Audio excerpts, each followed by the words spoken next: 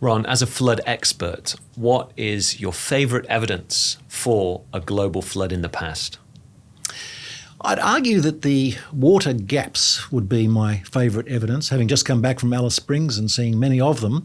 They're evidence that small streams show no respect for mountain ranges that they pass through. In other words, it wasn't a small stream that passed through them. It was evidence of a massive flood flow and so on. They're great tourist attractions. They are so beautiful because they're so steep, so deep, so attractive. They attract a lot of tourists.